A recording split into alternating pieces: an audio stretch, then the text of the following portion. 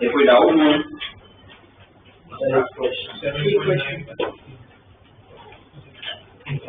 अच्छा पुरानी वाली एक्सरसाइज करने बोला था नहीं करी।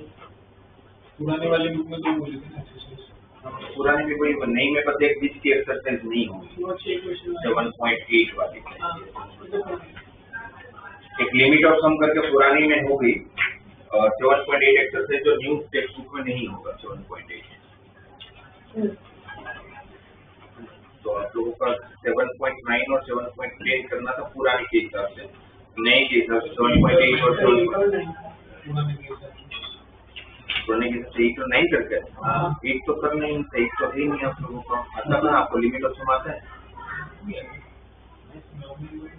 नॉर्मली वो एक्सप्रेस का इंटीग्रेशन थोड़ी पूछेंगे आपको, लिमिट ऑफ उसमें ऊपर भी तो लिखा है ना, लिमिट ऑफ फंक्शन करना डबो करके आगे एक्सप्रेस का इंटीग्रेशन x³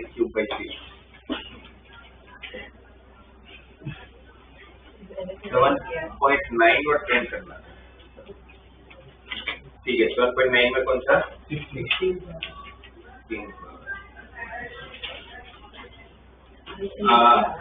आपको ये दोनों ही एक्सरसाइज में हमें इंटीग्रेशन, इंडेफिनिट इंटीग्रेशन किस तरह से सोचना है मुझे बताओ। इसका इंडेफिनिट इंटीग्रेशन कैसे चलता है? 5x² upon x² plus 4। नीचे ऊपर नीचे सेम पावर तो क्या करते हैं? गया ना, 5 बाहर x² प्लस 4x प्लस 3, तो प्लस 4x किया तो सामने माइनस 4x माइनस, मतलब वही माइनस अलग अलग कर लोगे तो पहला टर्म क्या होगा 1 का इंटीग्रेशन x, दूसरा टर्म क्या होगा 4x plus 3 upon x² plus 4x plus 3 का इंटीग्रेशन। और लिमिट क्या दे रखा? लिमिट दिया हुआ उसके अंदर 1 से लेके 2, 1 से 2। तो इसका इंटीग्रेशन कैसे करोगे? डिफरेंशियल ऊपर सेट करोगे तो नीचे का डिफरेंशियल 2x प्लस 4 है तो ऊपर 2x लाना होगा प्लस 4 माइनस 4, तो प्लस 4 माइनस 4 करूंगा और प्लस 3/2 तो था ही, 3/2 तो होगा ही ना। तो बस उसके बाद वापस सेपरेट करोगे तो 2x plus 4 upon x² plus 4x plus 3 इन 3/2 माइनस 4 कितना हो जाएगा? -5/2 into dx upon x² plus 4x plus 3। इसका इंटीग्रेशन कैसे करने वाले हो? नीचे को t लोगे तो ऊपर का टर्म कट जाएगा, है ना। और इसको हम लोग परफेक्ट स्क्वायर बनाएंगे, राइट। अब जब आप लिखोगे वो तो आप ऐसे लिखोगे 3 टाइम ये x को है, उसमें लिमिट 1 से लेके 2, फिर यहाँ पर -6 टाइम 1 से लेके 2, 2x plus 4 upon x² plus 4x plus 3। फिर ये जब यहाँ मल्टीप्लाई होगा तो माइनस माइनस प्लस होगा, 2 और 2 कट हो जाएगा, प्लस 5 टाइम्स 1 से लेके 2 dx upon x² plus 4x plus 3। इसको परफेक्ट स्क्वायर बनाने के लिए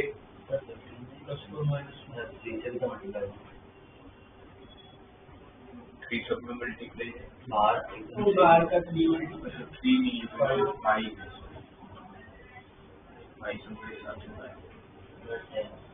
5x तो देगा यहाँ पर 10 हो जाएगा और यहाँ पर 25 हो जाएगा। और इसको परफेक्ट स्क्वायर बनाने के लिए x² प्लस 4x के साथ प्लस 4 चाहिए होगा, प्लस 4 करूंगा तो -4 भी करूंगा तो 3 - 4 is -1। अब इसमें आप लोग इसको t लेने वाले हैं, ऊपर को कट करेंगे। और मैंने बोला था कि जब आप किसी को अज्यूम करते हो तो सेम पर आपकी लिमिट बदल जानी है। dt/dx is 2x plus 4, right. यहाँ तक अपर लिमिट माइनस लोअर लिमिट रख लो 2 - 1। यहाँ पर जब आप लोगों ने अज्यूम किया तो x को 1 रखोगे तो 1 + 4 5 5 + 3 8, आपका लोअर लिमिट ऑफ 8 है। 2 रखोगे तो 2 का स्क्वायर 4 टू जा 8 प्लस 4 12 प्लस 3 अपर लिमिट अब आपका 15 है। इसको t रखा तो ये कट हुआ dx के लिए रखोगे तो क्या बचा होगा 1/t dt और इसका integration formula x square minus x square की फॉर्मूला 1/2 है log of x minus x plus 2 minus 1 तो x plus 1 upon x plus और यहाँ पर लिमिट क्या है आपकी 1 से 2 और 1/t का integration ln t limit 8 to 15 यहाँ पर प्लस 25/2 लिमिट लगा होगा यहाँ पर तो log of 2 plus 1 3 और 2 plus 3 5 तो log 3/5 माइनस log of 1 रखोगे तो 2/4 है ना 1/2 और log में माइनस अच्छा पहले ये लिमिट लगा लेते हैं बस देखते हैं log 15 minus log 8 log 15 minus log 8 तो log 15/8 प्लस 25/2 यहाँ पर भी log का माइनस है तो डिवीजन होगा 3/5 अपॉन 1/2 6/5 log 6/5 अच्छा तो ये आंसर होगा। इसको और सिंप्लीफाई कर सकते हैं 10 को पावर में ले लूँ बट जरूरत तक नहीं है ये आप लोगों का आंसर होना चाहिए यहाँ तक बस कर लेना आपको तो जो मैंने किया वो पूरा आप लोगों को सब्जेक्ट के ऊपर इस तरह से करना पड़ेगा 5 minus 5/2 उन्होंने कॉमन लिया है 3/2 उनको कैसे आ गया अच्छा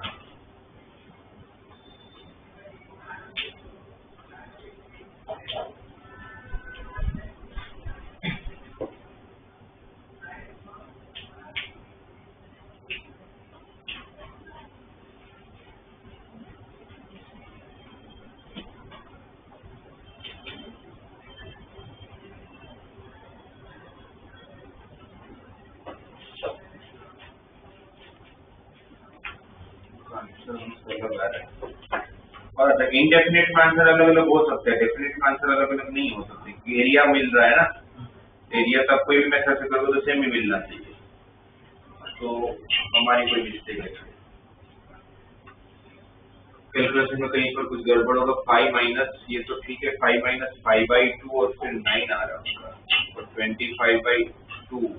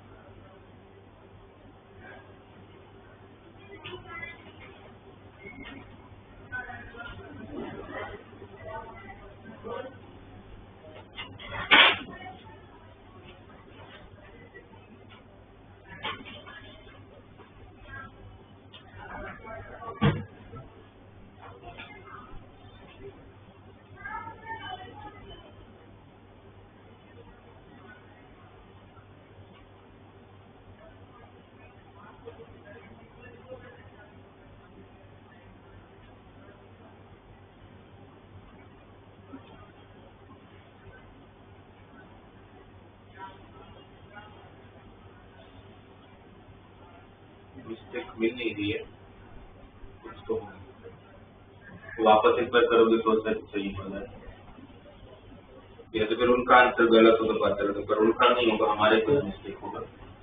फाइव से मल्टीप्लाई होगा तो प्लस 25 बाई और 2 कर लेना।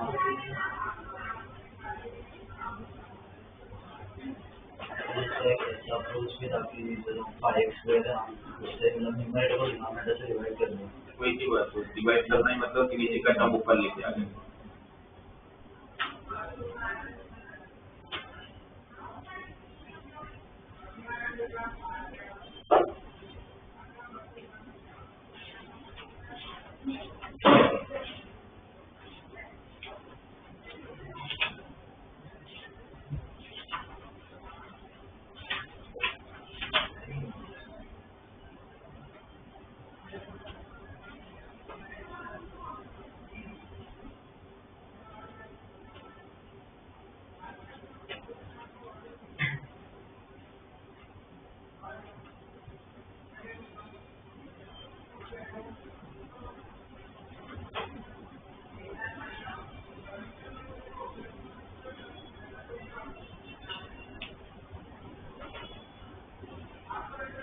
एक बार चेक कर लीजिएगा, तो कुछ मिस्टेक नहीं है।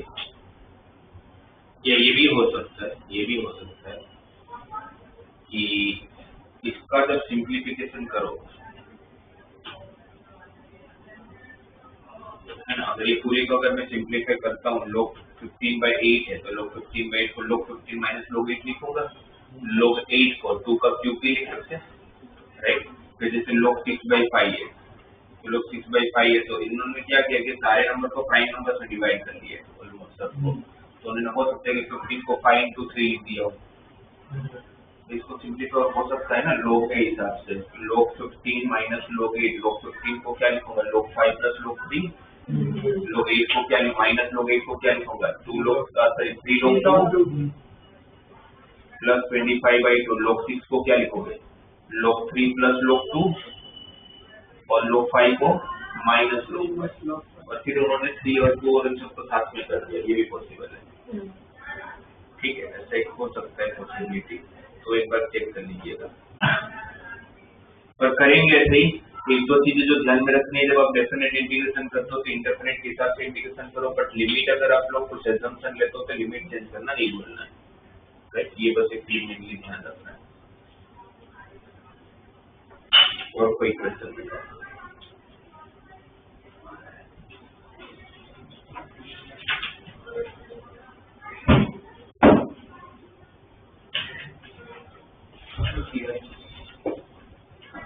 इंडेफिनेट ना,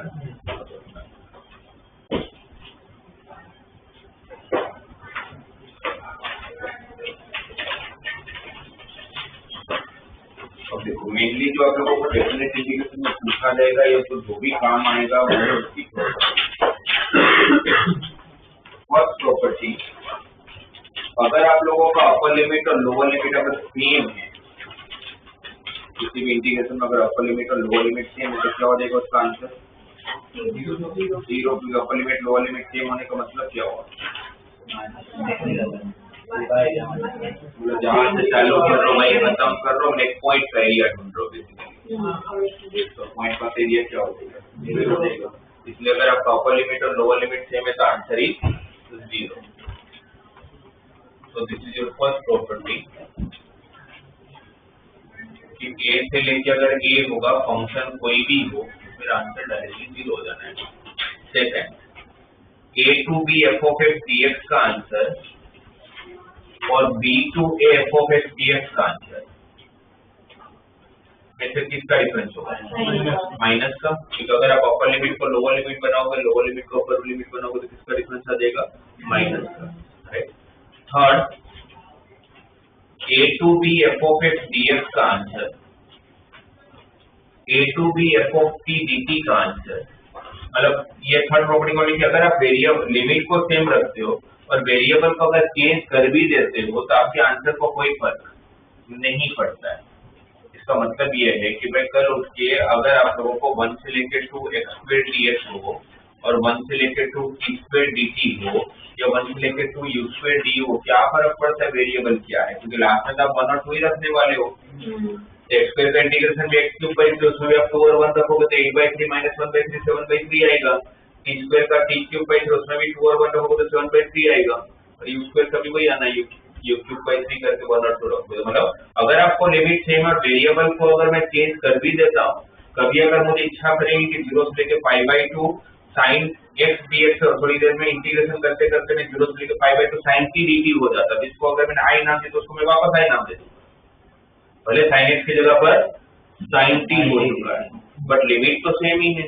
इसलिए वेरिएबल चेंज हो जाए तो मुझे कुछ फर्क नहीं पड़ता, लिमिट सेम होना चाहिए, राइट। तो ये 3 उसकी बेसिक प्रॉपर्टी, जिसके बेस पर डायरेक्टली कोई क्वेश्चन नहीं आने वाला है, बट ये बीच में जो अगर क्वेश्चन के बीच में आए तो फिर हमें पता होना चाहिए कि upper limit lower limit same हो गया तो answer 0, upper limit lower limit को अगर इंटरचेंज करूंगा तो आंसर में माइनस का डिफरेंस आएगा, और अगर आप लिमिट को सेम रख के अगर वेरिएबल को चेंज कर भी ले तो आपके आंसर को कोई फर्क नहीं पड़ता, फाइन। इसकी फोर्थ प्रॉपर्टी, जरूरत पड़ेगी तो हम लोग लिमिट को ब्रेक कर सकते हैं, जैसे a to b f of x dx है। a to b f of x dx का मतलब क्या हुआ, आप a से लेके b तक का एरिया फाइंड कर रहे हो, आप a से लेके b तक का एरिया फाइंड कर रहे हो। अब मुझे a से b तक का एरिया फाइंड करने में डिफिकल्टीज हो रही है, बट मैं a से लेके c तक फाइंड करना आता है मुझे, तो मैं a to c फाइंड कर लो, फिर मुझे c to d तक आता है, फिर मैंने c से d फाइंड कर लिया, और फिर मुझे d से e b भी आ रहा था, मुझे पूरा नहीं आ रहा था a to b, बट मुझे a to c आ रहा था, c to d भी आ रहा था, d to b भी आ रहा था। तो मैं 3 पार्ट में अगर उसको ब्रेक करके तीनों का एरिया को ऐड कर लूंगा तो भी तो कुछ चलेगा, आंसर तो वही आने वाला है।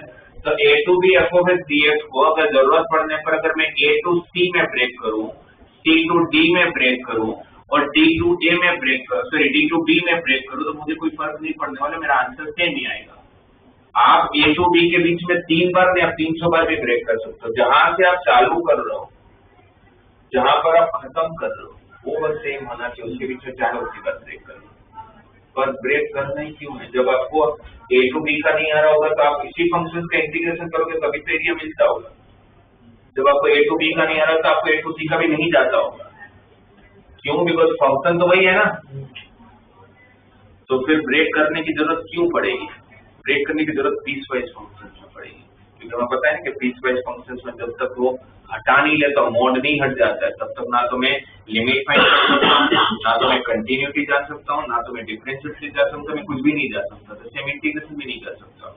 अगर ग्रेटेस्ट इंटीजर आ गया तो ग्रेटेस्ट जब तक हटाओगे नहीं तब तक आप इंटीग्रेशन करोगे कैसे, राइट। तो सारे पीस वाइज फंक्शन में या तो ऐसा कुछ फंक्शन है सपोज 0 से लेके पाई 10x का इंटीग्रेशन कर ही नहीं पाओगे, क्योंकि 0 to पाई नॉट डिसकंटिन्यूअस, π/2 पे डिसकंटिन्यूअस हो जाता है तो आपको ब्रेक करना ही पड़ेगा 0 से π/2 और π/2 से पाई। तो फंक्शन अगर जो रेंज दिया हुआ उसके बीच में अगर डिसकंटिन्यूअस हुआ तो आपको ब्रेक करना पड़ेगा, या तो फिर पीस वाइज फंक्शन हुआ तो आपको ब्रेक करना पड़ेगा। मुझे अगर दिया जाए कि इंटीग्रेशन करके दो -1 से लेके 3 mod of x - 1 का, तो मैं जब तक ये मोड नहीं हटा लेता हूँ तब तक मैं इसका इंटीग्रेशन कर ही नहीं पाऊंगा। ये मोड हटेगा कहाँ पर, मोड कहाँ हटता है, जहाँ पर वो 0 बनता है, x - 1 0 कब बनेगा 1 पे, तो ये 1 पे ब्रेक होगा, तो -1 से लेके 1 और 1 से लेके 3, अब -1 से लेके 1 के बीच में ये पॉजिटिव है या नेगेटिव है, नेगेटिव है, और नेगेटिव में मोड हटता है तो आगे क्या लग जाता है माइनस, आगे माइनस लग गया होगा, और फिर 1 से लेके 3 में तो फिर मोड की जरूरत नहीं है, करेक्ट। तो -1 से लेके 1 तक के लिए माइनस ऑफ x - 1 का इंटीग्रेशन होगा, जैसे नॉर्मल इंटीग्रेशन x²/2 1 का x हो गया, लिमिट रखा गया -1 से 1, x का x²/2 हो गया, 1 का x हो गया, लिमिट लगा लिया 1 से 3, फिर वही अपर लिमिट माइनस लोअर लिमिट रखते तो आंसर मिलेगा, आपका फाइनल आंसर हो जाएगा, राइट। दिया है कि mod of x² - πx + 6, और आपको बोला जाता है कि 0 से लेके पाई के लिए इसका इंटीग्रेशन करेगा, कैसे करोगे, वो प्राप्त करेंगे पाले कहाँ हो रहा है 0 3 और 2 और 3 पे 2 और 3 पे, तो कितनी जगह पर ब्रेक होगा? कहाँ कहाँ पर लिमिट आएगा? 0 से 2, फिर 3, फिर 3 और फिर 3 से 5। 0 से 2 में फिर आपको ये डिसाइड करना पड़ेगा कि पॉजिटिव है कि नेगेटिव है। 2 और 3 इसके दो फैक्टर कौन से थे? x - 2 n। तो 3 से बड़ी वैल्यू रखोगे तो पॉजिटिव आएगा। ये प्लस है, ये माइनस है, ये प्लस है, तो 0 से 2 में मुझे मॉड की जरूरत नहीं है। 2 से 3 में नेगेटिव बन रहा है, तो आगे माइनस कर जाएगा, और फिर 3 से 5 में वापस पॉजिटिव है, तो वापस मॉड की जरूरत नहीं है। फिर जैसे नॉर्मल इंटीग्रेशन करते हो वैसे इंटीग्रेशन करके लिमिट लगा लेना है, राइट। आपको दिया है 1 से लेके 3 ग्रेटेस्ट इंटीजर ऑफ x। तो ग्रेटेस्ट इंटीजर को हटाए बिना तो कहीं नहीं प्रॉब्लम से। ग्रेटेस्ट में तो बहुत सारी प्रॉब्लम है, मॉड में तो फिर भी ये प्रॉब्लम नहीं थी, मॉड डिफरेंशिएबल नहीं था बस, पर है ना, मॉड डिफरेंशिएबल नहीं था इसलिए ब्रेक करना जरूरी था। ग्रेटेस्ट इंटीजर तो कंटिन्यूअस भी नहीं होता, तो ग्रेटेस्ट इंटीजर का एग्जिस्टेंस कहाँ होता है? कंटिन्यूअस इंटीजर में ग्रेटेस्ट कहाँ एग्जिस्ट करता है? तो आप पूरा देखना ना, डिफरेंशियल कैलकुलस में जब भी ग्रेटेस्ट इंटीजर आया और मुझे हटाना पड़ा तो मैं कंसेक्यूटिव इंटीजर में हटाता था। तो ये कहाँ कहाँ ब्रेक होगा? 1 से 2 और 2 से 3, 1 से 2 और 2 से 3। इसका अगर ग्राफ बनाते हो आप ग्रेटेस्ट इंटीजर का, तो 0 से 1 में क्या देगा आंसर? 0 से 1 में क्या आंसर देगा? 1 से 2 में 1, 2 से 3 में 2,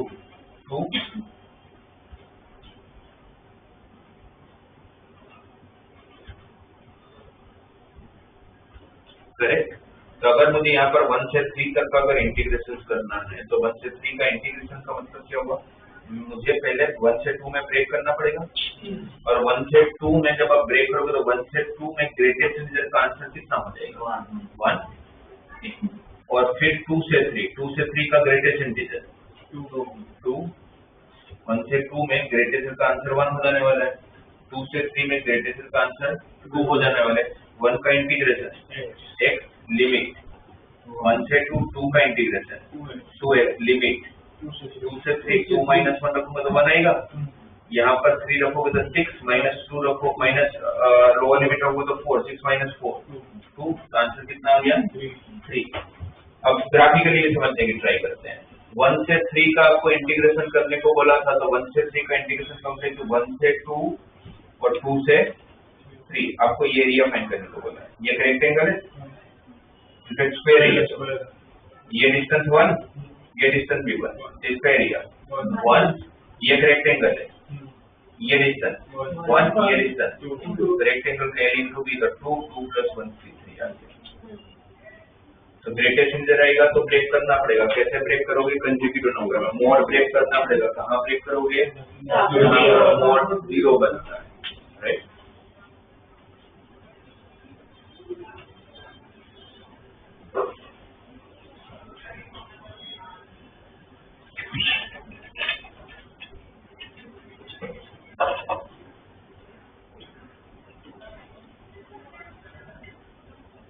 वन से लेके 2 greatest integer of x square.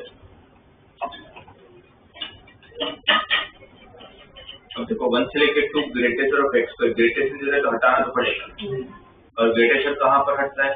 Conjugate integer तो कंटीन्यूअस होता है। ये ऑलरेडी कंटीन्यूअस दिया हुआ है, कंजुगेट में दिया हुआ है, पर दिखने में कंटीन्यूअस है, नहीं कंटीन्यूअस। कैसे? बिकॉज ये रेंज किसकी है? x की। इंटीग्रेशन किसके रिस्पेक्ट में कर रहा हूँ? x के रिस्पेक्ट कर रहा हूँ, मतलब x एक्सिस के रिस्पेक्ट में कर रहा हूँ। x एक्सिस की लिमिट है 1 से लेके 2, बट फंक्शन x नहीं है, फंक्शन तो x स्क्वायर है। तो मेरा x 1 से 2 के बीच में, बट x स्क्वायर किसके बीच में हो जाएगा? तो ये 1 से 4 थोड़ी ना कंजुगेट हुए, तो 3 पार्ट में ब्रेक होगा। पहला x स्क्वायर जब 1 से 2 होगा तब, फिर दूसरा x स्क्वायर जब 2 से 3 होगा तब, तीसरा जब x स्क्वायर 3 से 4 होगा। आपकी वैल्यू आप फंक्शन के रिस्पेक्ट में देखोगे, आपको दिया होगा हमेशा x के रिस्पेक्ट में। अब अंदर फंक्शन कुछ भी हो सकता है, तो अब x स्क्वायर के हिसाब से 1 से 4 था, उसको कंसेक्यूटिव में ब्रेक किया। x स्क्वायर अगर 1 से 2 के बीच में है तो उसका ग्रेटेस्ट इंटीजर का आंसर 1। x स्क्वायर अगर 2 से 3 के बीच में है तो उसका ग्रेटेस्ट का आंसर 2। x स्क्वायर अगर 3 से 4 के बीच में है तो उसका ग्रेटेस्ट का आंसर 3, राइट। तो पहला आंसर 1 आया, दूसरा आंसर 2 आया, तीसरा आंसर 3 आया। अब लिमिट क्या होगा? तो लिमिट आपको x के रिस्पेक्ट में रखनी पड़ेगी। तो x स्क्वायर जब 1 से 2 के बीच में था तो x क्या था? 1 से 2। x स्क्वायर जब 2 से 3 के बीच में था तो x किसके बीच में? √2 से √3। x स्क्वायर जब 3 से 4 के बीच में तो x किसके बीच में? √3 से 2। जहां से आप चालू करो जहां पर आप खत्म करो सेम दिख जाना चाहिए, सेम आ रहा है तो सही है। लिमिट आपकी x की होगी, वैल्यू आपके फंक्शन की होगी, फंक्शन जो भी है। फिर जैसे नॉर्मली 1 का x, 2 का 2x, 3 का 3x, लिमिट का आंसर आ जाएगा।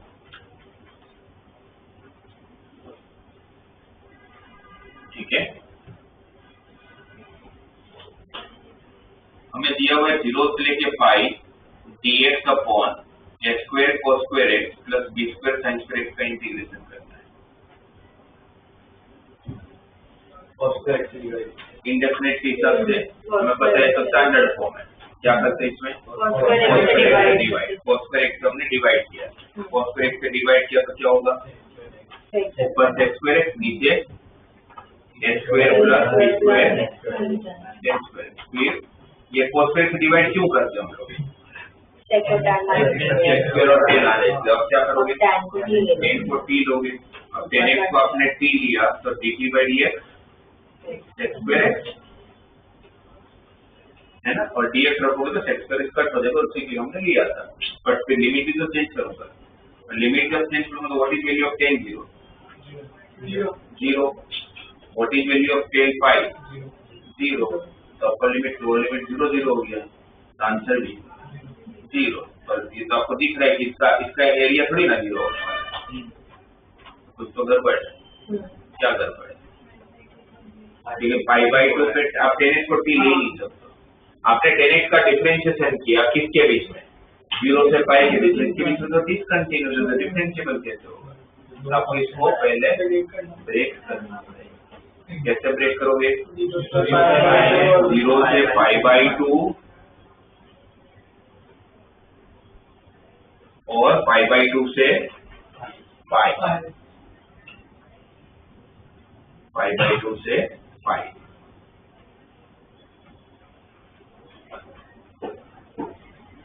ठीक है, अब फिर ये सारा चीजें चलेगा। tan x को t लिया तो अब लिमिट चेंज करोगे, लिमिट जब चेंज होगा तब देखो tan 0 की वैल्यू 0, tan पाई बाई 2 की value infinite, tan pi by 2 की वैल्यू इनफाइनाइट।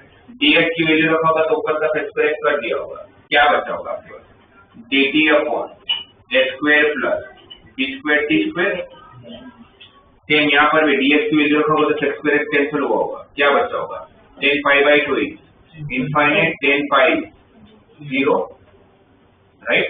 क्या होगा यहाँ पर? dt upon x square plus b square t square, बराबर है।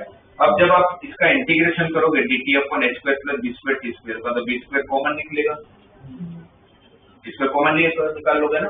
तो b स्क्वायर अगर मैंने कॉमन निकाल लिया तो यहाँ पर क्या बचा होगा मेरे पास? x square by b square, मतलब a बाई b का होल स्क्वायर। इसकी formula x square plus x square formula 1 upon a, a मतलब a बाई b, तो b बाई हो जाएगा tan इनवर्स हो t upon a by b, तो bt by a। Second property में सबसे 0 नहीं होगा। वापस वही तो चेक अगर 0 हो गया तो इसका नहीं कि मेरा आंसर गलत है, मतलब कुछ तो गलत कर रहा हूँ क्योंकि इसका एरिया 0 नहीं होने वाला, दिख ही रहा है। बता ये ठीक है यहाँ तक। ये b और b कैंसिल, क्या बचा आपके पास? 1 by ab, tan inverse bt by, उसमें लिमिट क्या होगा?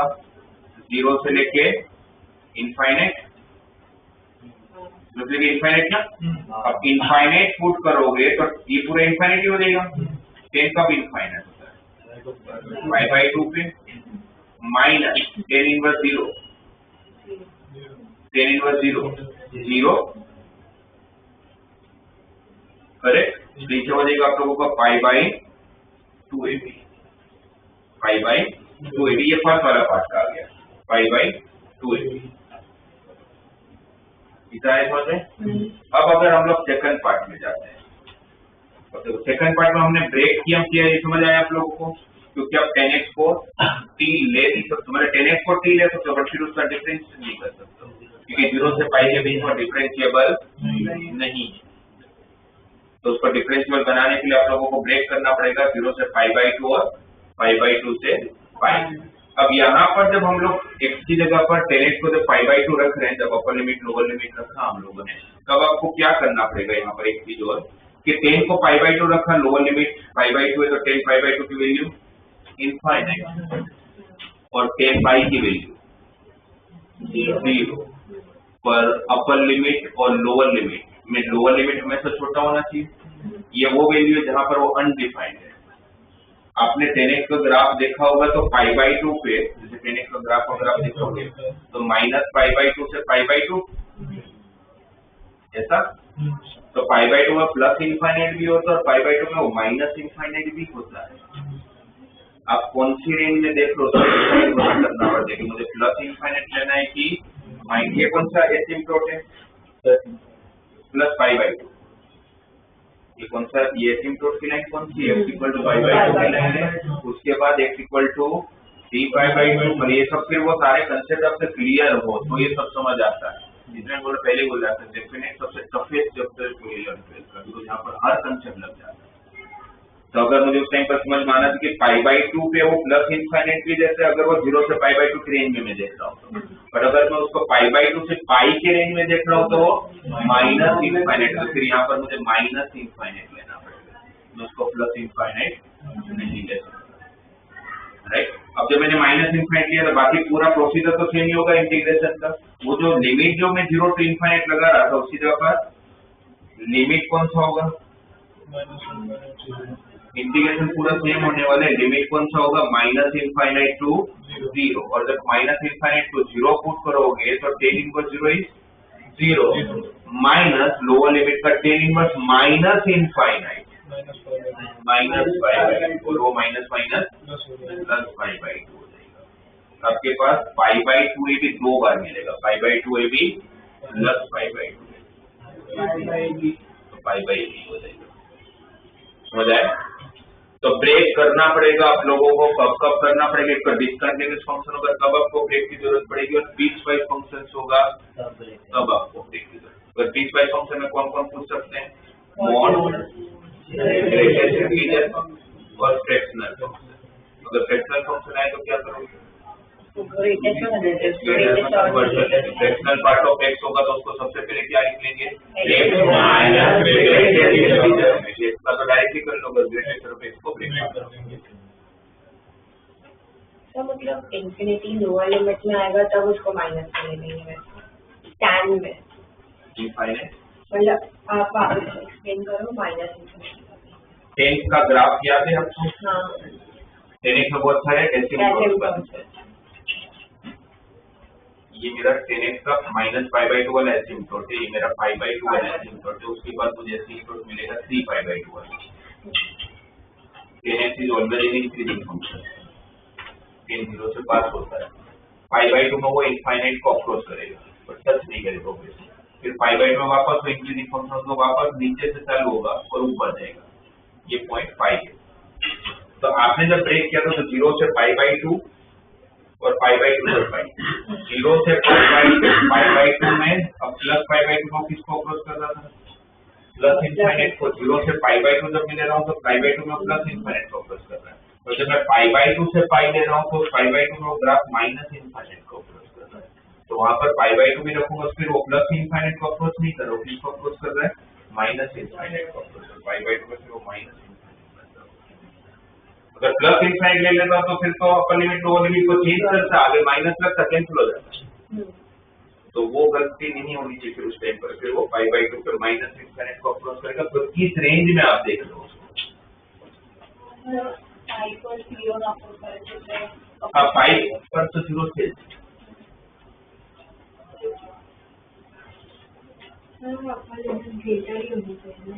ऐसा नहीं, कभी बार एजम्पशन करने पर ये भी बन जाता है कि अपर लिमिट आपका लोअर लिमिट से छोटा हो जाता है, तो उस केस में हम लोग फिर इंटरचेंज करके लोअर लिमिट अपर लिमिट को इंटरचेंज करके फिर अपर लिमिट को बड़ा कर लेते हैं।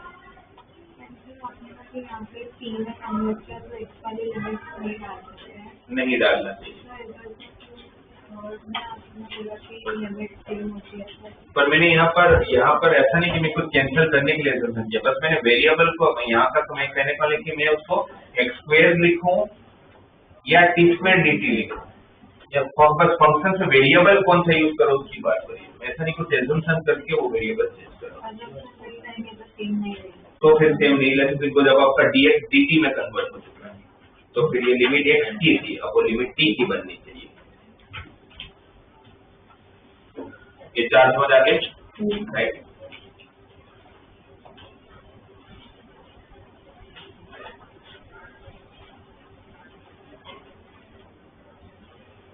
फर्स्ट सेकंड थर्ड तो बहुत बेसिक हो गया, फोर्थ के बेस पर क्वेश्चन बन सकते हैं, पूछे जा सकते हैं।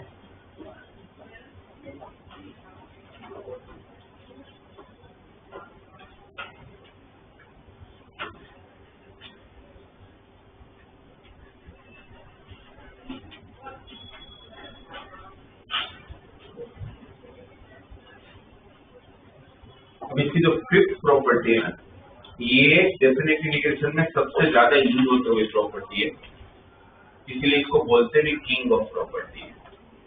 फिफ्थ का नाम ही है किंग ऑफ प्रॉपर्टी, क्योंकि मैक्सिमम टाइम यूज होने वाला है। ये प्रॉपर्टी बोलता है कि अगर आप ए से लेके बी के लिए एफ ऑफ एक्स का इंटीग्रेशन कर रहे हो तो इसका जो आंसर आएगा वही सेम आंसर आप लोगों का a to b f of a plus b minus x का आता होगा।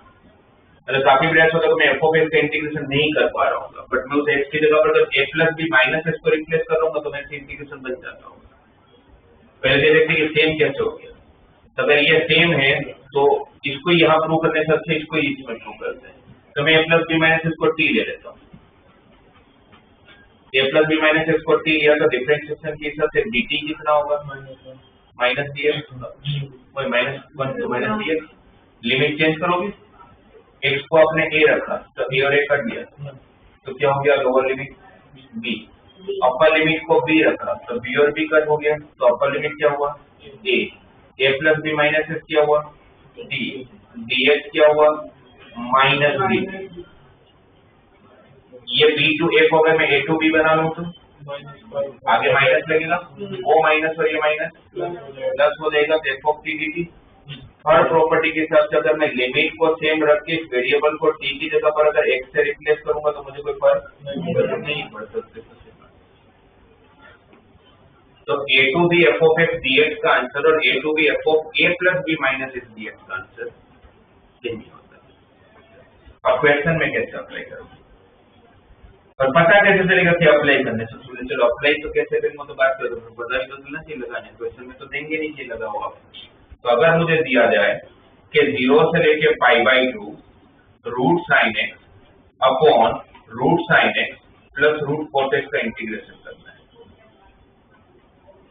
आप सबसे पहले क्वेश्चन देखोगे तो एक बार तो सोच लो इंडेफिनिट से कर सकते हो तो कर लेने का, तो फिर मुझे कोई प्रॉपर्टी की जरूरत नहीं है। आप इसको इंडेफिनिट से कर पाओगे, अच्छा रूट नहीं होता तो इंडेफिनिट से कर लेते कैसे,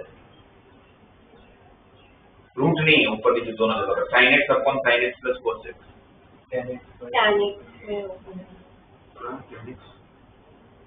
कौन सा मतलब sin x को tan sin to x वाले में कर देंगे तो उसमें कुछ नहीं होगा फायदा, ऊपर नीचे जो x पर x पे तो कट जाएगा। कौन सा मेथड है अभी तो चालू नहीं हुआ, आप लोग मेथड भूल भी गए। ऊपर भी sin cos नीचे भी sin cos तो numerator equal to a into denominator b into differentiation of denominator, वो लगाना पड़ेगा आपको। अगर रूट नहीं होता तो अब रूट है तो वो भी नहीं लगेगा, तो इनफैक्ट ये इंडेफिनिट से होगा ही नहीं, तो कोई मेथड ही नहीं मेरे पास। तो फिर मुझे उस टाइम पर इसको याद करना है। इसको याद जब करोगे तो इसके हिसाब से ए कौन है, 0, बी कौन है। हमने ये प्रूव कर दिया कि x की जगह पर अगर मैं a plus b minus x को रिप्लेस कर लेता हूँ तो मेरे आंसर को कोई फर्क नहीं पड़ता, राइट। अब x की जगह पर a plus b minus x को रिप्लेस करने का मतलब है कि आप x को किसके साथ रिप्लेस करोगे, 0 plus π/2 minus a plus b minus x, तो 0 प्लस π/2 माइनस एक्स, तो साइन ऑफ π/2 माइनस एक्स हो जाएगा। नीचे भी साइन ऑफ π/2 माइनस एक्स हो जाएगा और plus root of cos of π/2 minus x हो जाएगा। Sine of π/2 minus x cos x और cos ऑफ π/2 माइनस एक्स, तो आप देखो तो आपका न्यूमरेटर बदल गया, डिनोमिनेटर सेम ही रहा, पर अगर इसको मैंने आई नाम दिया तो ये भी आई है, क्योंकि प्रॉपर्टी लगाने पर आपके आंसर को कोई फर्क पड़ने वाला नहीं है। तो अब क्या हो चुका है, मेरा आई 0 से लेके π/2 ऊपर बन चुका है रूट ऑफ cos x, नीचे हो चुका है root of cos x plus root of sin x। ये मेरा एक्चुअल क्वेश्चन, प्रॉपर्टी लगाने के बाद मेरा ये आ गया, दोनों का डिनोमिनेटर सेम है, न्यूमरेटर अलग अलग है, मैं 1 और 2 को ऐड कर लेता हूँ। 1 और 2 को ऐड करूंगा तो i प्लस आई, तो लिमिट तो सेम ही है ना दोनों की, तो लिमिट सेम ही है तो अंदर का फंक्शन ऐड हो जाएगा, और अंदर का फंक्शन ऐड होगा तो नीचे का तो सेम है, एलसीएम लेने की जरूरत ही नहीं, तो ऊपर रूट साइन एक्स प्लस और नीचे भी साइन एक्स प्लस, तो 1 का इंटीग्रेशन और 1 का इंटीग्रेशन x लिमिट 0 से π/2 π/2 माइनस 0 तो π/2, ये तो 2i का आंसर है, तो i का आंसर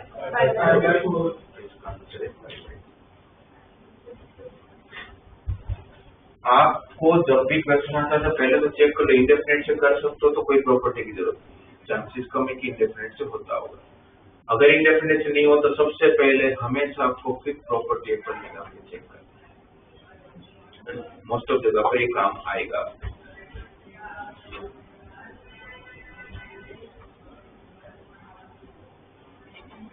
जीरो से लेके π/4, 0 से लेके π/2 log 10x,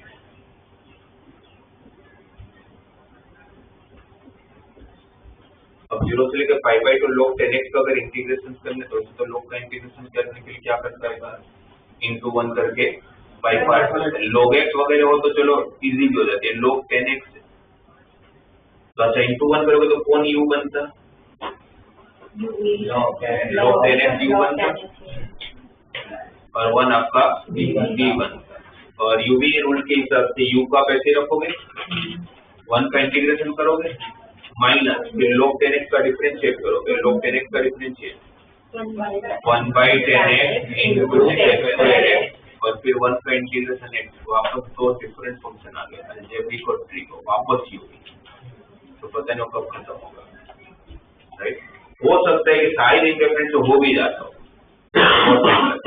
भी नहीं पता कि होगा कि नहीं, तो मैं वापस वो ट्राई नहीं करूंगा, मैं यहाँ पर वापस प्रॉपर्टी लगाऊंगा। मैं जब प्रॉपर्टी लगाऊंगा इसमें तो 0 से लेके π/2 log 10 x की जगह पर क्या रखोगे, π/2 माइनस 0 प्लस π/2 माइनस x, तो π/2 माइनस x और 10 of π/2 minus x, 10 of π/2 minus x cot x ना। अब इसको ऐड कर लो, फर्स्ट और सेकंड रिजल्ट को ऐड करो, क्या होगा 2i, लिमिट सेम है तो मैं फंक्शन को ऐड कर सकता हूँ, log 10x plus log cot x, log 10x into cot x, तो log 1 की वैल्यू 0 का इंटीग्रेशन भी 0 हो जाएगा, तो 2i = 0 तो i = b।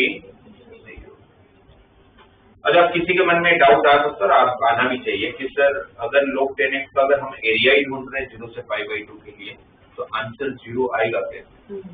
सही बात, आंसर 0 नहीं आना चाहिए, बट यहाँ पर आप डेफिनेट इंटीग्रेशन का कर रहे हो तो यहाँ पर 0 क्यों आ सकता है? मैं आपको समझाता हूं। सपोज आप लोगों का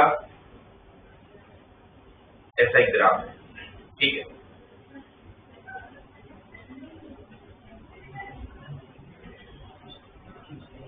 मैं इस पॉइंट से लेके इस पॉइंट तक का इंटीग्रेशन कर रहा हूं।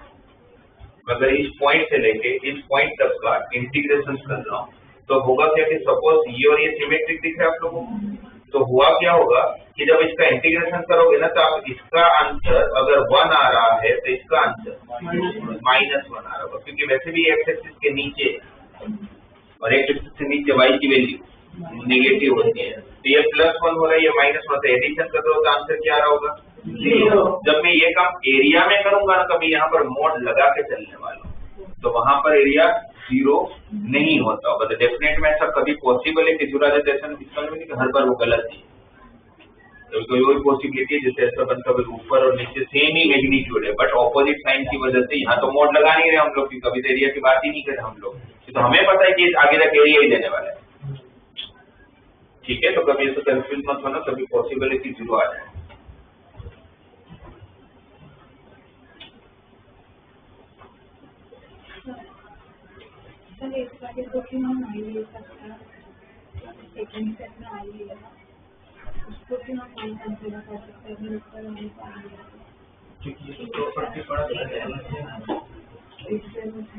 हाँ, अगर इसका आंसर के है तो इसका भी आंसर के है, इसका आंसर को मैंने आई लिया तो इसका भी आंसर में आई लिया।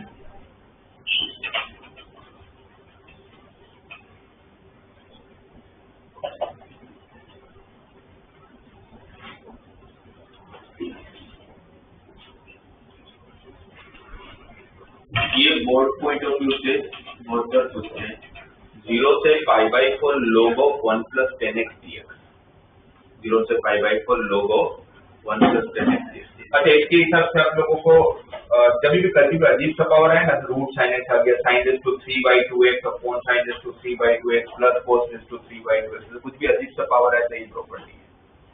अगर 3/2 भी पावर होता तो अभी आप ये प्रॉपर्टी लगा तो ऊपर साइन का क्या हो जाता? cos, नीचे साइन का cos हो जाता, cos का ऐड करते तो ऊपर नीचे कट ही हो जाता, पावर कुछ भी क्यों ना।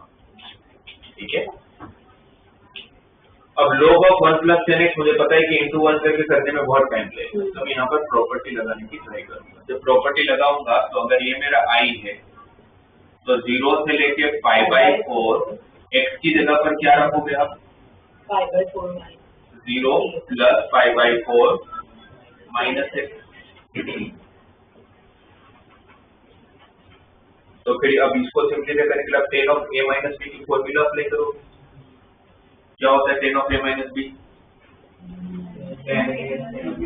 tan a 45 1 tan a minus tan b upon 1 plus tan a, tan 45 1 होगा इंटू tan b, ऐसा हो जाएगा। फिर आप क्या करोगे? एलसीएम लोगे।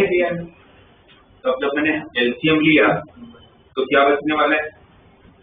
2 अपॉन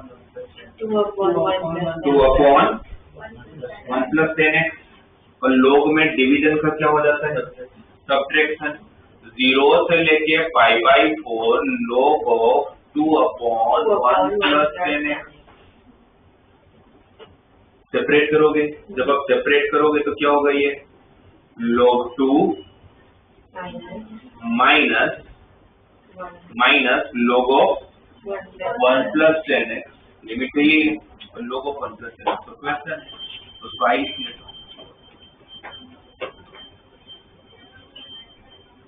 समझ आइए आई, और ये सब कुछ आई के बराबर ही चल रहा है। हमने आई लिया था ना इसका आंसर, ये माइनस है इस तरफ आएगा तो y log 2 कांस्टेंट है, बाहर आ गया 1 का integration x limit 0 to π/4 upper limit minus lower limit π/4 log 2 divide में गया तो π/8।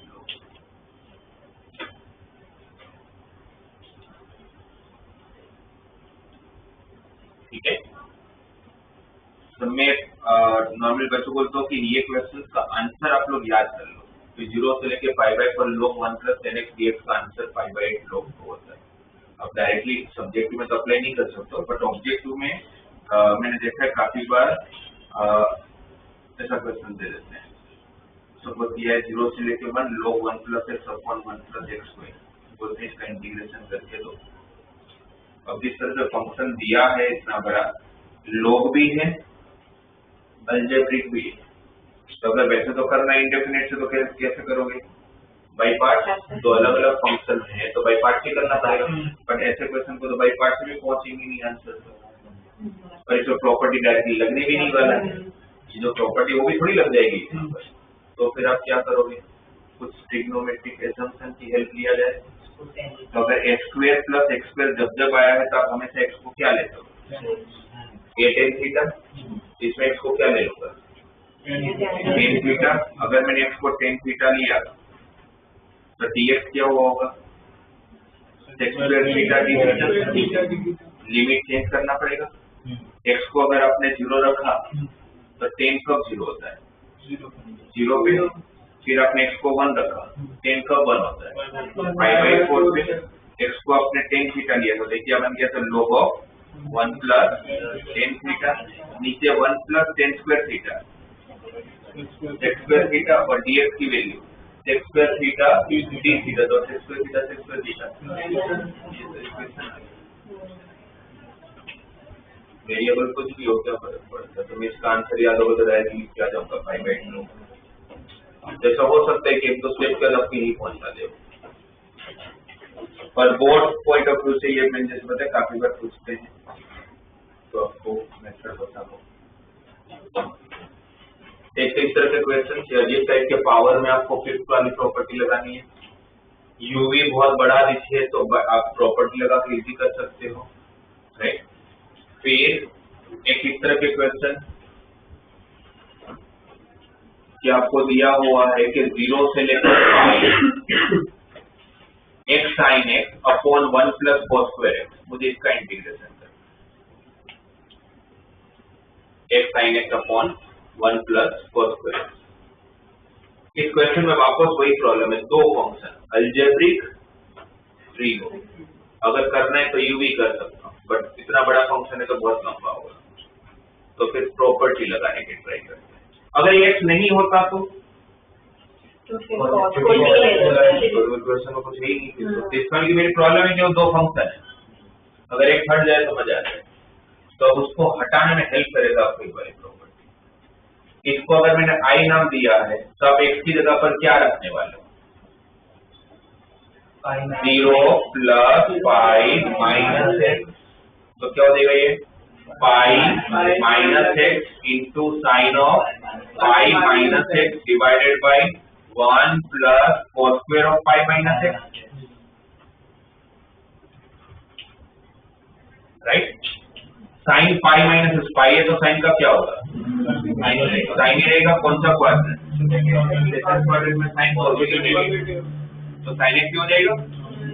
पाई है तो cos का cos, और सेकंड क्वाड्रेंट में cos नेगेटिव, बट करना तो स्क्वायर है, कोई फर्क पड़ने वाला नहीं है, तो 1 प्लस cos स्क्वायर। अब मैं कर लेता हूँ सेपरेट, ब्रैकेट ओपन कर लेता हूँ। जब ब्रैकेट ओपन करूंगा तो फर्स्ट टर्म क्या बनेगा? Pi into sine x upon 1 plus cos square, pi constant है, sine x upon 1 plus cos square x, और सेकंड टर्म कौन होगा? 0 to pi minus x sine x upon 1 plus cos square, तो मेरा minus sign हो गया, और फिर वो माइनस साइन सिर्फ आएगा तो 2i हो गया। फिर आपने बोला था इसको क्या करना? cos x को t लोगे, तो cos x को t लोगे तो लिमिट भी तो चेंज करना पड़ेगा, क्या हो जाएगा? देखिए, अगर cos x को t लिया होगा, cos x को t लिया तो उसका differentiation minus sine x cancel, वो माइनस बाहर आएगा, माइनस साइन एक्स वाला। लिमिट भी तो चेंज करोगे। cos 0 की value cos 0 cos pi minus 1, normal छोटी वैल्यू नीचे होनी चाहिए लोअर लिमिट में, तो ये माइनस था,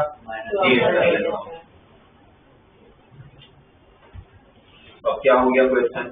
dt अपॉन 1 प्लस क्या है इसका इंटीग्रेशन? tan इनवर्स थी, tan इनवर्स थी ना, लिमिट -1 to 1 रखा तो tan inverse 1 is 5/4, tan inverse -1 is -5/4 minus plus 5/4 plus 5/4 5/2 5/2 into 5 5 square by 2 ये 2 भी डिवाइड मिलेगा तो 5 square by 4 this question answer 5।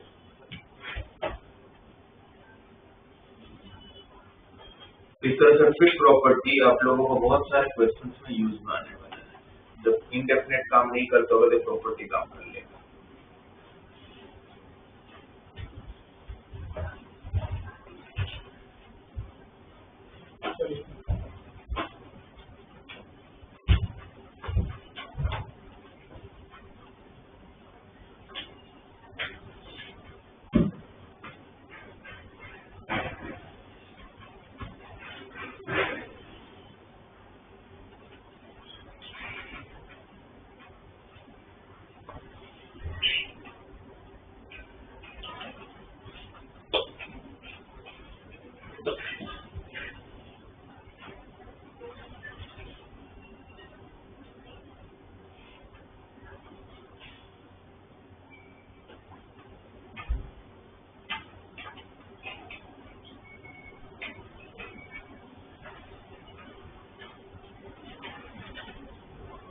हुआ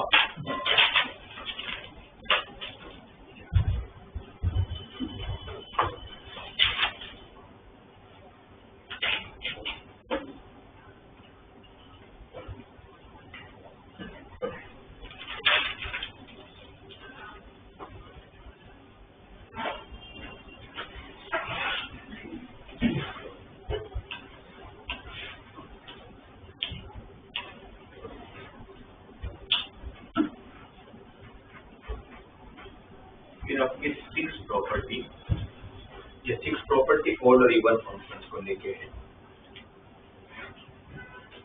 0 से लेके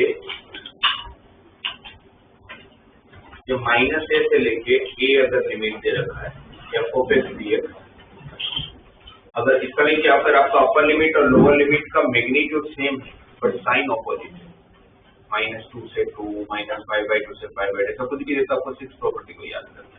6 प्रॉपर्टी बोलते हैं कि अगर आपको अपर लिमिट और लोअर लिमिट का मैग्नीट्यूड सेम है बट साइन ऑपोजिट है तो उसके पर चेक कर लो कि आपका गिवन फंक्शन जिसका आपको इंटीग्रेशन करना है वो ऑड फंक्शन है कि इवन फंक्शन। अगर वो लकीली ऐसा हुआ कि ऑड फंक्शन है तो आपको इंटीग्रेशन करने की जरूरत नहीं, आंसर 0 है उसका। कैसे मैं आपको समझाऊं? अच्छा, पहले तो ऑड फंक्शन की कंडीशन क्या होगी? If f of -x equal to -f of x, मैं चेक भी तो करना पड़ेगा ऑड है कि नहीं। और अगर वो इवन हुआ, अगर वो इवन हुआ तो फिर आपका जो लिमिट जो -a2 है ना, वो limit twice of 0 to a हो जाएगा, वो ट्वाइस ऑफ 0 to a हो जाएगा। बाकी f of x का आपको इंटीग्रेशन करना है, फिर वो फिफ्थ वाली प्रॉपर्टी वगैरह लग जाती होगी आगे। ये कब की बात कर रहा हूँ? If f of -x equal to f of x, और अगर ये इवन हुआ तो आपको ग्राफिकली समझा देता हूँ और मैथमेटिकली भी समझा देता हूँ। -a से लेके a f of x dx अगर ऑड फंक्शन है, अगर ऑड फंक्शन है तो हर ऑड फंक्शन किसके लिए सिमेट्रिक होता है? ओरिजिन के लिए, y इक्वल टू -x किसके लिए सिमेट्रिक होता है? आपके हर ऑड फंक्शन का ग्राफ ऐसा ही होता है अगर वो कंटीन्यूअस है, और हमें तो ओरिजिन से पास होता है। क्योंकि अगर f of -x equal to -f of x है तो 0 रखोगे तो f of 0 equal to -f of 0, तो 2 time f of 0 equal to 0, f of 0 equal to 0, तो 0 रखने पर 0 ही आंसर आता होगा। और अगर आप -a से a लिमिट ले लो तो यहाँ पर a है तो -a यहाँ पर है, तब इसका इंटीग्रेशन करने के पड़ेगा, सिमेट्री की होगा।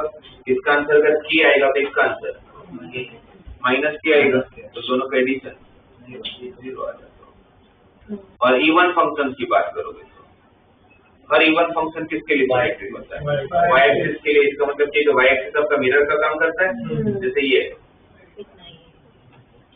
अब मुझे -a से लेके a तक का इंटीग्रेशन करना था और मुझे पता है कि सिमेट्रिक है, तो ये जितना एरिया होगा उतना एरिया ये होगा, तो मैं इसका एरिया फाइंड करके डबल कर लूं तो नहीं चलेगा। बात देखिए, तो वही कर लिया। माइनस ए से लेके एक को मैंने 0 सेव कर लिया और इसका एरिया फाइंड कर लिया, उसका डबल कर लिया। तो आप बोलोगे सर यहाँ पर भी तो डबल कर सकते थे, एरिया तो सेम ही होगा, बट यहाँ पर एक्स एक्सिस के नीचे होने की वजह से आपका आंसर नेगेटिव आता होगा। क्योंकि एक्स एक्सिस के नीचे होने पर नेगेटिव में क्यों आता होगा? बिकॉज आप इंटीग्रेशन वाई का कर रहे हो ना, वाई की वैल्यू एक्स के टर्म में होगी और वाई थर्ड क्वाड्रेंट में कैसी वैल्यू देगा? नेगेटिव देगा। वाई सेकंड क्वाड्रेंट में कैसी वैल्यू देगा? पॉजिटिव देगा। तो वहां पर डबल हो जाएगा, यहाँ पर मैग्नीट्यूड सेम होगा बट साइन ऑपोजिट होगा, इसलिए यहाँ पर आंसर 0 हो जाएगा, यहाँ पर आंसर डबल हो जाएगा। अब इसको अगर ग्राफिकली समझे, सॉरी ग्राफ से तो समझ लिया, अब इसको अगर मैथमेटिकली समझे, इसको मैं ब्रेक कर लेता हूँ। माइनस ए से लेके 0, फोर्थ प्रॉपर्टी के हिसाब से मैं ब्रेक तो कर ही सकता हूँ,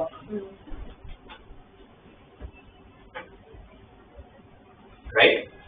मैंने ब्रेक कर लिया। अब मैं किसी भी एक पार्ट में, इसमें या इसमें, किसी में भी एक में एजम्पशन लेता हूँ एक्स की जगह पर माइनस थी। तो एक्स की जगह पर माइनस थी क्योंकि मुझे अगर ओड इवन चेक करना है तो मुझे एक्स को माइनस एक्स रखना पड़ता, इसलिए मैंने एक्स को क्या रखा? माइनस थी। एक्स को माइनस थी रखा तो डीएक्स क्या होगा? Minus T. लिमिट चेंज करो, एक्स को 0 रखो तो टी भी 0 होगा, एक्स को ए रखोगे तो टी कितना होगा? माइनस है। एक्स को आपने क्या रखा? Minus T. डीएक्स को क्या रख रहे हो? Minus T. तो माइनस बाहर ले लेता हूँ। ये जो 0 to -1 की लिमिट है उसको अगर मैं -1 to 0 बनाऊं तो बाहर का जो माइनस है वो प्लस हो जाएगा। तो -a to 0 f minus T D T. अगर लिमिट को सेम रख के मैं टी की जगह पर अगर x रिप्लेस कर लूं तो चले? थर्ड प्रॉपर्टी ये तो ऐसे चल ही रहा है, -a to 0 f of x dx। Mathematically हम यहाँ पहुंच गए। अब दोनों केस, पहला केस फंक्शन ऑड है, अगर फंक्शन ऑड है तो फिर f of -x किसके बराबर बनेगा? Minus f of x। f of -x अगर माइनस f of x बना तो फिर ये और ये सेम हो गया, और ये प्लस में और ये तो कट हो जाएगा, तो 0 आंसर आ जाएगा। और अगर ये इवन फंक्शन हुआ, और अगर ये इवन फंक्शन हुआ तो f of -x किसके बराबर? f of x के बराबर। तो f of -x अगर f of x के बराबर होगा तो ये सेम हो जाएगी, मतलब ट्वाइस हो जाएगा। तो twice of -a to 0 f of x dx। अब -a to 0 में जो आंसर मिलता होगा वही सेम आंसर 0 to a में मिलता होगा। तो आप -a to 0 लोगे तो भी ठीक है, 0 to a लोगे तो भी ठीक है। पर वापस वही है ना कि पता कैसे चलेगा कि 6 प्रॉपर्टी लगानी है क्वेश्चन में? तो मैंने बताया उतना ध्यान में रखना। आपने क्वेश्चन देखा, आपकी अपर लिमिट और लोअर लिमिट का मैग्नीट्यूड सेम दिखा और साइन ऑपोजिट दिखी, तो एक बार आपके प्रॉपर्टी चेक कर लेना। अगर आपके नसीब अच्छे हुए तो फंक्शन ऑड निकलेगा, तो क्योंकि ऑड निकले तो कुछ करने की जरूरत ही नहीं है, डायरेक्टली आंसर 0। बस आपको दिखाना है कि वो फंक्शन ऑड है। अगर सब्जेक्टिव है, ऑब्जेक्टिव है तो सब करना नहीं है।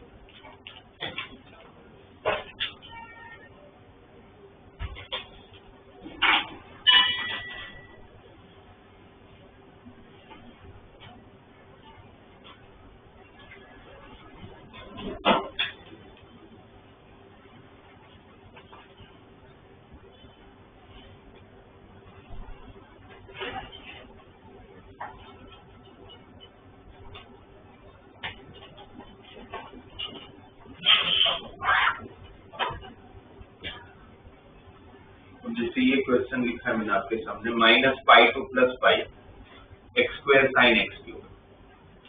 अब x² sin x³ का इंटीग्रेशन तो आप नॉर्मली इंडेफिनेट से भी कर सकते हो। x³ को t लूंगा तो x² कट हो जाएगा, तो सिंपल सा है, राइट? पर उसमें फिर वो x³ को t लिया तो फिर ये लिमिट वगैरह भी चेंज करना पड़ेगा, वो सब भी करना पड़ेगा, तो फिर इंटीग्रेशन करके लिमिट वगैरह लगाना पड़ेगा। तो मैं क्या करता, वो मेथड एकदम सही है। और मैंने जैसे बताया कि आपने देखा अपर लिमिट और लोअर लिमिट सेम है, मैग्नीट्यूड सेम है, साइन ऑपोजिट है, तो मुझे सबसे पहला काम वो ऑड इवन वाला चेक कर लेना। f of x आपका क्या है? x² sin x³। Odd even check करने के लिए हम x को क्या रखते हैं? -x। अगर यहाँ रखा तो कोई फर्क पड़ेगा नहीं, बट यहाँ पर -x का क्यूब, -x³ साइन का माइनस कहाँ जाएगा? बाहर, तो माइनस का डिफरेंस आ गया। माइनस का डिफरेंस है तो ये कौन सा फंक्शन होगा? तो अगर ये फंक्शन ऑड अगर ये आया ही है तो मैं डायरेक्ट लिख दूंगा आई बोल, तो फिर सब्जेक्ट होगा तो यहाँ प्रॉपर्टी लिख दूंगा, वो लिख दूंगी प्रॉपर्टी। अगर ऑड है तो इसका आंसर 0 है, तो आपको assumption की भी जरूरत नहीं। कभी कभी ऐसा भी होता है, क्योंकि ऐसा भी होता है जैसे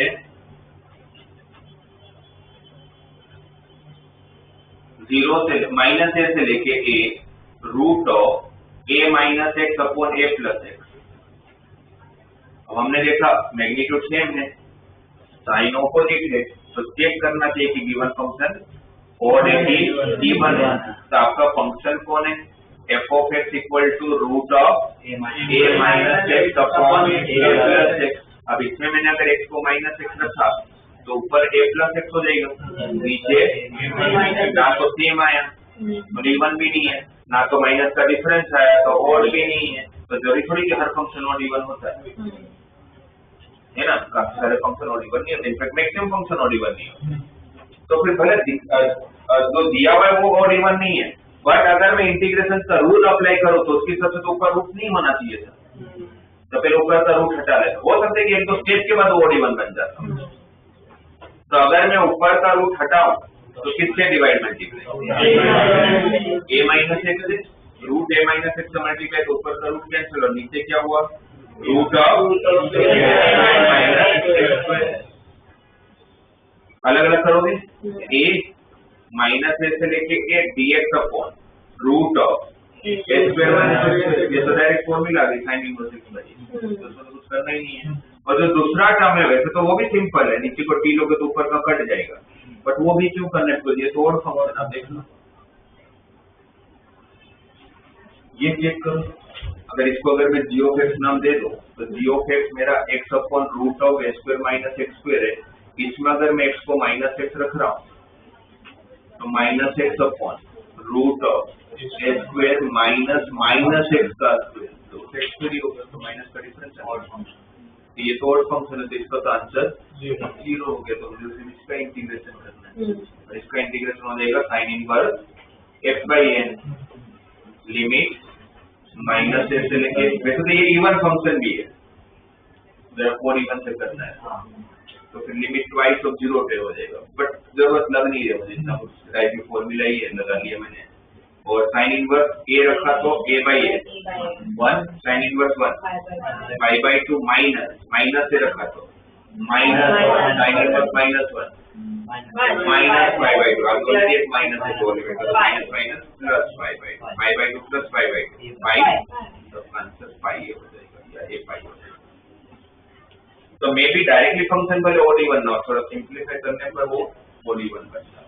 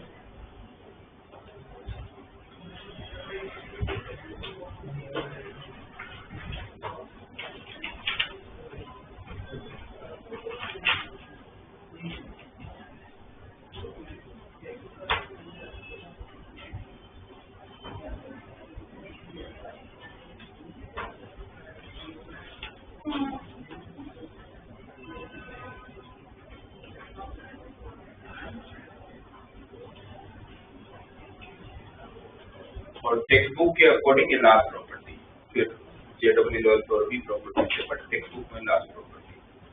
पहली 3 तो देखोगे तो कुछ प्रॉपर्टी जैसे कुछ है ही नहीं, फोर्थ से चालू होता है, फोर्थ वो ब्रेक वाला, फिफ्थ वो किंग ऑफ प्रॉपर्टी, 6 ये वाला अपर लिमिट लोअर लिमिट का मैग्नीट्यूड सेम और साइन ऑपोजिट तो ऑड इवन। 7th वाली प्रॉपर्टी आपको तब नॉर्मली काम आएगा जब आपको लिमिट प्रॉब्लम कर रहा हो। हमने तो फंक्शन प्रॉब्लम करते हैं, कभी कभी आपको लिमिट भी प्रॉब्लम करेगा।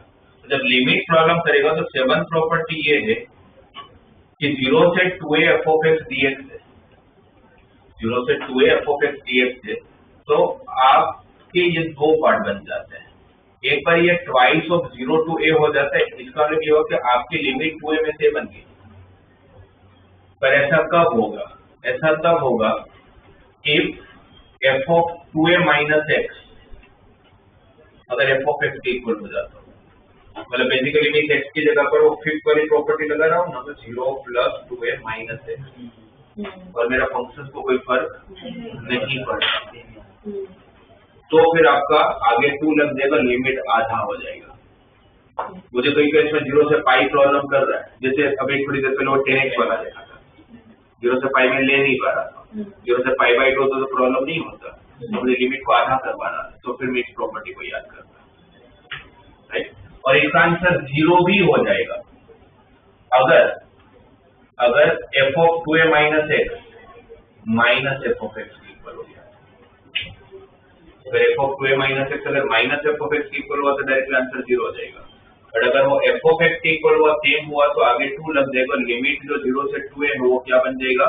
0 से a हो जाएगा। इसको एक बार मैथमेटिकली चेक करते हैं।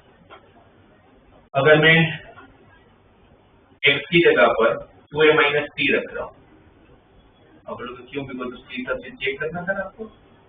x की जगह पर क्या रख रहा हूँ? 2a minus t, तो dx क्या होगा? Minus dt, right. अच्छा, ये करने से पहले dx क्या होगा आप लोगों का? Minus dt, right. लिमिट अगर आप चेक करोगे, एक बार ये मैं 0 से लेके एक बार ब्रेक कर लेता हूँ, 0 से लेके a f of x dx और a से लेके 2a f of x dx। 0 से 2a को मैंने 2 पार्ट में ब्रेक कर लिया, 0 से a और a से 2a। 0 से a में इसलिए ब्रेक किया क्योंकि मुझे 0 to a वाला चाहिए था होगा, इसलिए 0 से a और a से 2a। और ये वाला जो काम कर रहा हूँ ना, वो इस वाले पार्ट में कर रहा हूँ, इसको कुछ नहीं चाहिए, इसको इसलिए कुछ नहीं करूँगा तो मुझे जरूरत पड़ने वाली है, इसमें ये वाला अप्लाई करता हूँ। तो x की जगह पर क्या रखा मैंने? 2a माइनस t, dx को क्या रखा? Minus dt। अगर आपने कुछ अज्यूम किया तो लिमिट की तो चेंज करोगे। x को अगर आपने a रखा तो t की वैल्यू कितनी आ जाएगी? इसको a रखा तो माइनस इस तरफ गया तो प्लस t, और a उस तरफ गया तो 2a माइनस a। और अगर 2a रखा तो 0। अब ये a to 0 को अगर मुझे 0 to a करना है तो आगे माइनस, वो माइनस और ये माइनस, प्लस, तो क्या हो गया ये 0 to a f of 2a minus t dt, और आगे ये तो चल ही रहा है 0 to a f of x dx। Third property के अकॉर्डिंग ये जो f of 2a minus t है, उसमें अगर मैं लिमिट को सेम रख के t को अगर x से रिप्लेस कर लो, dt को dx से रिप्लेस कर लो, तो कोई फर्क पड़ने वाला नहीं है। और ये 0 से a f of x dx तो चली गए। मैथमेटिकली मैंने इसको यहाँ पहुंचा दिया। अब ये कंडीशन देख लेता हूँ। फर्स्ट केस के हिसाब से f of 2a minus x किसके इक्वल है? f of 2a minus x अगर f of x के इक्वल है तो ये तो सेम फंक्शन हो गया, तो ट्वाइस हो गया। और इसके हिसाब से f of 2a minus x किसके इक्वल है? माइनस f of x, तो फिर ये कट जाएगा, ठीक है। यूज कब करेंगे? जब भी आप लोगों को लिमिट प्रॉब्लम कर रहा होगा, तब आप लोग इस प्रॉपर्टी को याद करो।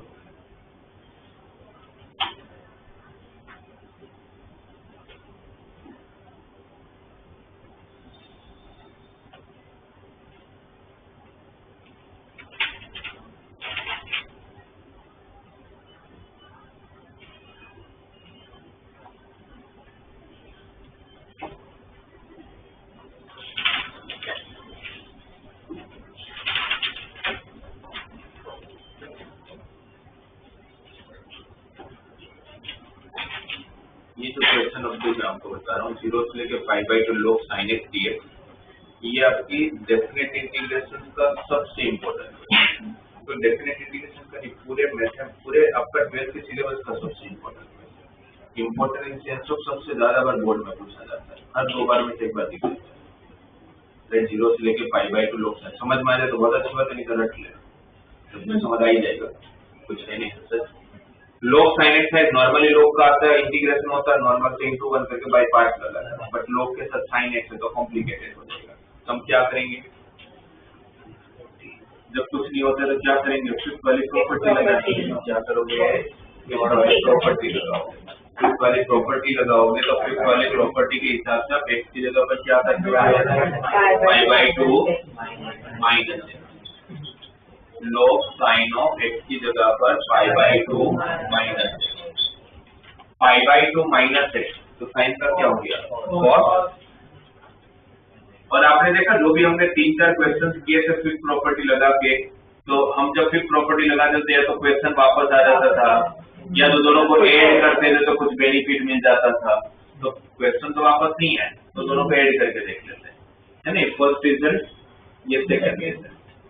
तो 1 और 2 को अगर मैं ऐड करूं तो क्या होगा, 2i, लिमिट सेम है, फंक्शन का एडिशन हो जाएगा, log sin x plus log cos x multiply log sin x cos x। तो दो ट्रिग्नोमेट्री के टर्म नहीं रखना है तो फॉर्मूला लगा देना, log sin 2x/2। यहाँ तक समझ आया।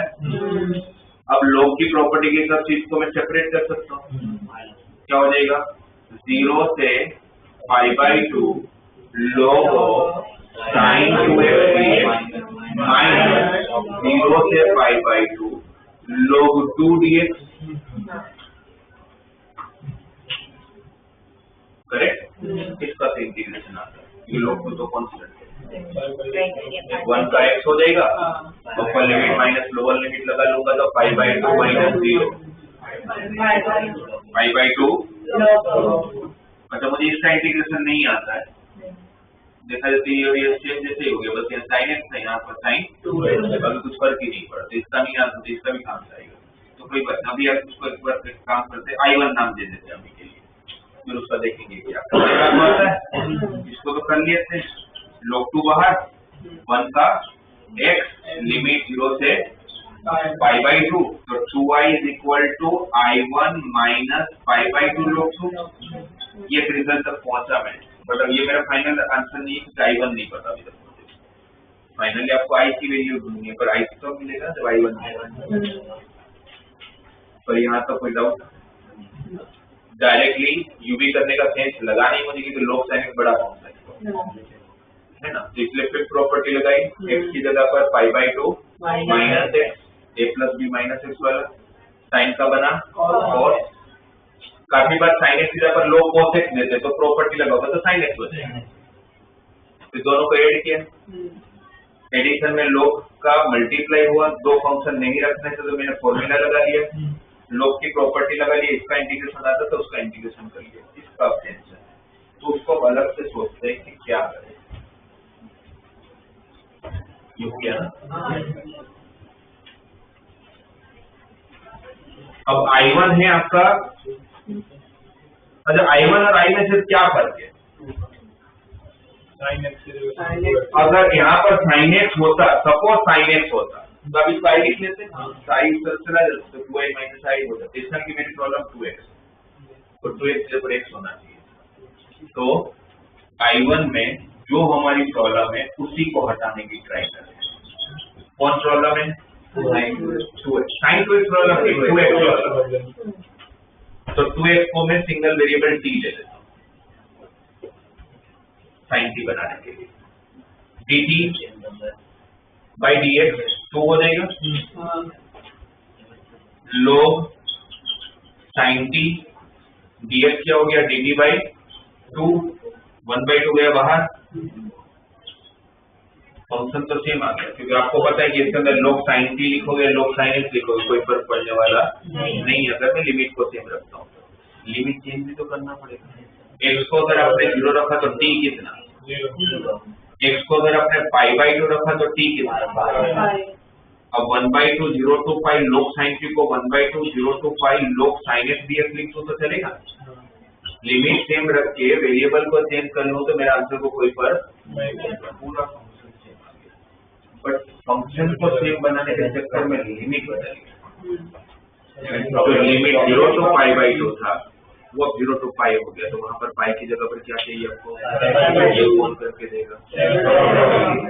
7 प्रॉपर्टी क्या है हमारा, ये फंक्शन नहीं, पहले तो चेक करना पड़ेगा ना एक ही नहीं, ये आपका फंक्शन है, उसमें x की जगह पर आपको क्या रखना है 2a माइनस, इसमें 2a का काम कौन कर रहा है पाई अपर लिमिट, 2a का काम कौन कर रहा है पाई। ऐसा नहीं कि 2 का मल्टीपल ही होना जरूरी है, 2a कुछ भी हो सकता है। तो पाई minus x, f of pi minus x अगर सेम बन जाएगा तो 7th प्रॉपर्टी काम आ जाएगी। पाई है तो साइन का साइन क्वाड्रेंट, सेकंड क्वाड्रेंट का साइन, ये तो सेम ही फंक्शन है, तो 7th प्रॉपर्टी काम आ जाएगी।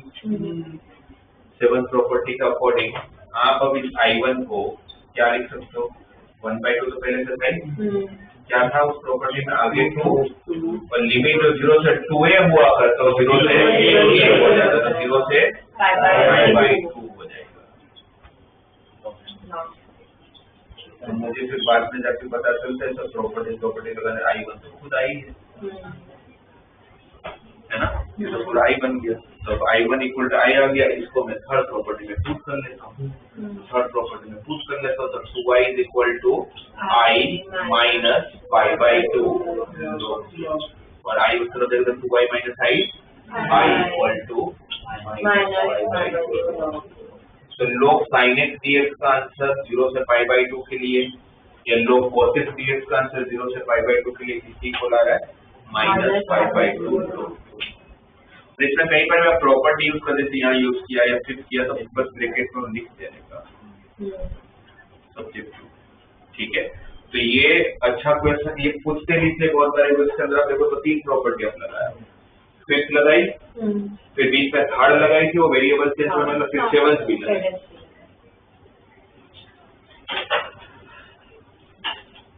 एक बार और प्रैक्टिस करेंगे, मैंने आपको 7 प्रॉपर्टी जो टेक्स्ट में वो तो एक बार बता दिया।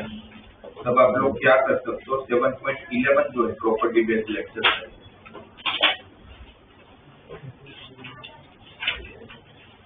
तो आप लगा भूल जाते हैं प्रॉपर्टी के निकाल में तो नहीं आते क्यों होता है इसमें ना zero to 8 is 6 ना, तो ये माइनस से 0 ले सकते अगर ट्वाइस हो